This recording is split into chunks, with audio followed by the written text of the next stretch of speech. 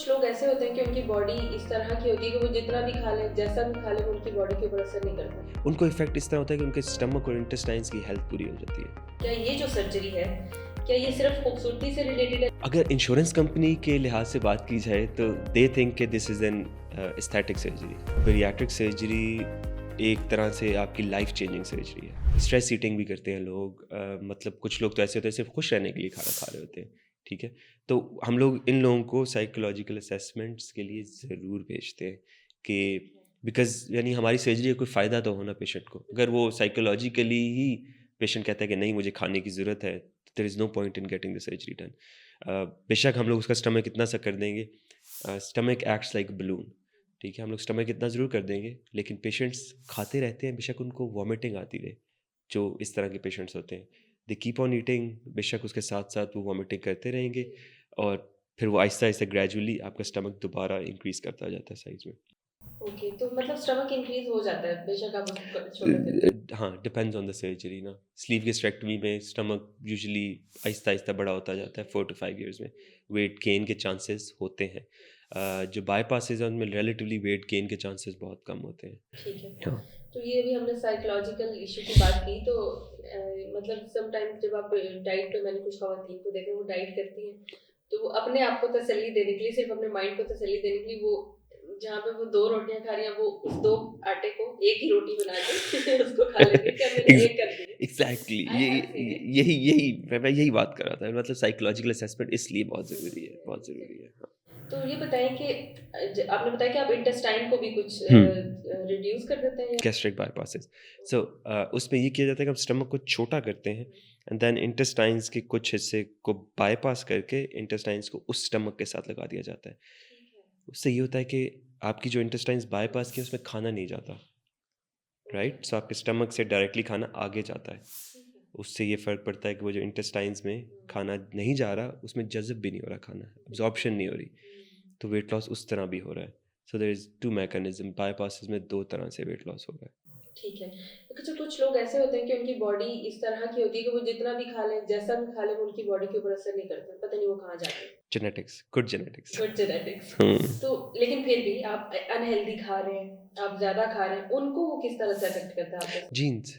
सो मतलब कुछ लोग ऐसे हैं जो कि बुरा खाना खा रहे हैं बट और ज़्यादा भी खा देयर रहे वेरी, हैं, हाँ, मतलब देयर स्किनी, मतलब बहुत एग्ज़ैक्टली पतले वेरी हैं, स्किनी। बहुत पतले हैं।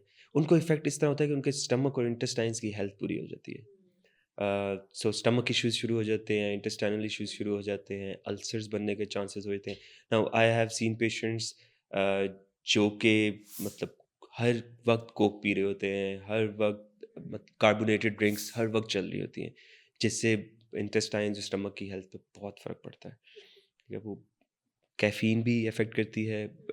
सर्टेन लेवल कैफ़ीन अच्छी है, बट वो कहते हैं ना किसी चीज़ की मिक़दार ज़्यादा हो तो वो ज़्यादा नुकसानदेह बढ़ता होती है। है। बिल्कुल ऐसे ही, बिल्कुल ऐसे ही। वो लोग जो ये समझ रहे हैं कि मैं स्किनी हूँ और मैं जितना मर्ज़ी खा लूँ, मैं ठीक हूँ। अब उनको पता चल गया होगा कि ये उनकी भी हेल्थ को अफ़ेक्ट कर रही है। डेफ़िनिटली, बस वो आपको डेफ़िनिटली, नज़र अभी नहीं आ रहा। डेफ़िनिटली। ठीक है। तो अब हम किसी भी कॉस्मेटिक प्रोसीजर की तरफ जाते हैं तो हम हुँ। ये सोचते हैं कि कुछ प्रोसीजर्स ऐसे होते हैं जो कि खूबसूरती के लिए होते हैं, हुँ, हुँ। कुछ आपकी मेडिकल नीड भी होती है। क्या ये जो सर्जरी है, क्या ये सिर्फ़ खूबसूरती से रिलेटेड है लाइक जैसे कि लोग चाहते हैं कि वो पतले दिखें और उनको मोटापा सा नहीं पसंद और हुँ, क्या हुँ। मेडिकल भी इसमें सब इंक्लूड हो जाता है? अ, अगर इंश्योरेंस कंपनी के लिहाज से बात की जाए तो दे थिंक कि this is an aesthetic surgery, यानी ये सिर्फ़ कॉस्मेटिक सर्जरी है, अगर वो उनकी नज़र से देखा जाए। हमारी नज़र से देखा जाए तो बैरिएट्रिक सर्जरी एक तरह से आपकी लाइफ़ चेंजिंग सर्जरी है।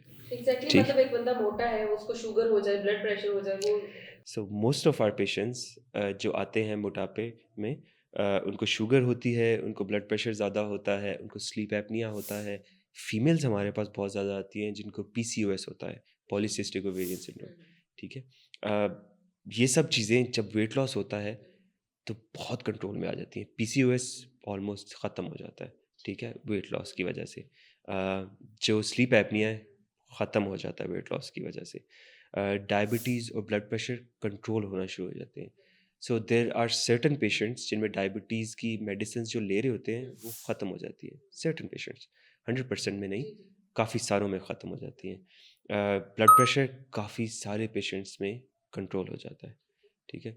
सो कह सकते हैं कि this is not a cosmetic surgery. हमारे लिए बिल्कुल this is not a cosmetic surgery.